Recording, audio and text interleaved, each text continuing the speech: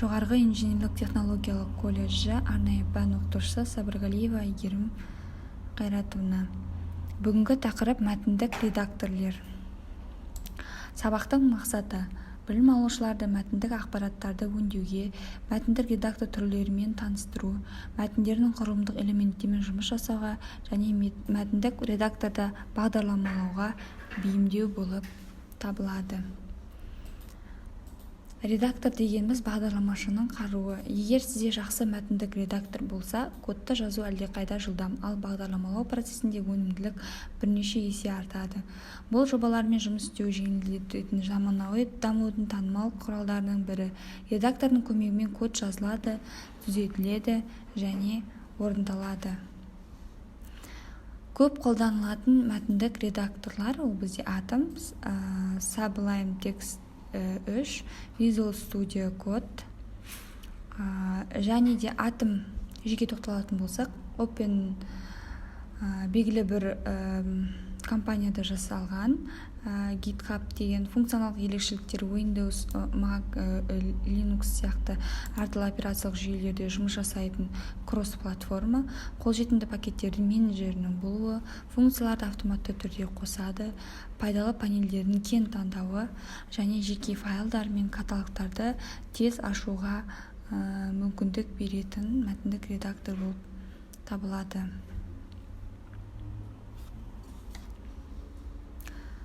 Sublime Text 3 бұл редактор жеңіл, жылдам және жауапкершілікті арттыратын арнайы компоненттерден тұрады. Бұл кросс-платформа және кодтағы қателер мен түзетулерді тез көрсетеді. Негізгі артықшылықтары функцияларды бөліктеу, қателерге баса назар аудару, сонымен қатар бұл 98% сенімділігімен жұмыс істейді. Пернелермен жұмыс нәтижесінде тінтуірді пайдалану азаяды, яғни бұл уақытты үнемдеуге көмектеседі. Интерфейсті таңдауға арналған көптеген параметрлер бар. Ең көп таралған бағдарламалау тілдерін қолдануға болады және сыртқы элементтерін алып тастайтын, бағдарламашыны кодпен жалғыз қалдыратын толық экранды режимнің бар болуымен артықшылығы саналады. Visual Studio Code бұл Microsoft корпорациясының өнімі. Әзірлеушілерге жаппай Visual Studio жүктемесімен кодтауға мүмкіндік береді. Ашық бастапқы коды бар жеңіл редактор болып табылады.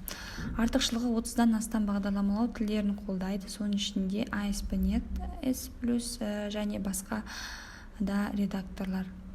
Notepad++ мәтіндік редактор ашық бастапқы кодты бар редактор, көптеген бағдарламалау тілдерін қолданады. Негізгі артықшылықтары құжаттарды қатар редакциялау және салыстыру, көптеген кодтарды қолдау, синтаксті бөліктеу, FTP сервер арқылы файлдармен жұмыс, тұрақты өрнектерді іздеу, автоматты түрде ауыстыру, автоматты түрде аяқтау болып табылады. Кемшілігі шамадан тыс қарапайымдылығы және пайдаланушы интерфейсі қолайсыздығы болып табылады. Енді сонымен қатар біз кез келген мәтіндік редактор өзіміздің компьютерімізге енгізуге болады, жүктеп алуға болады. Бір редакторды орнатып қарайық. Sublime'ді мысалға редакторын жазамыз, поискқа download'ты басамыз. Өзіңізге ұнаған соңғы версиялардың ішіне таңдап алуыңызға болады. Өзіңіздің компьютеріңіздің артықшылықтарына, компьютеріңізге байланысты, операциялық жүйелердің версиясына байланысты кез келген түрін таңдап аласыз. Мысалға бізде 64 биттік загрузкидің ішінен жаңа көшіріп алған бағдарламамызды тауып аламыз.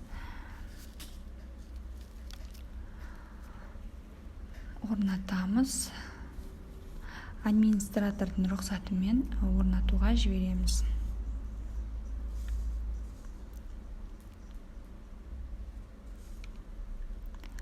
Жаңа файлдарды алдымен сақтап аламыз.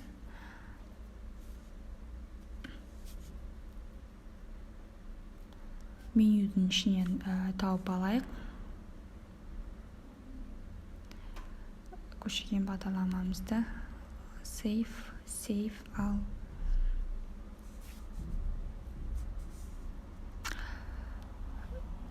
атауын енгізейік. индекс HTML сақтау. Көріп тұрғандарыңыздай, бұл мәтіндік редактор бізге жаңа кодтармен жұмыс істеуге мүмкіндік береді. Әр бағдарламаның жаңа айтып кеткендей артықшылықтары мен кемшіліктері бар. Әр пайдаланушының қажеттілігіне байланысты көшіріп жұмыстанамыз.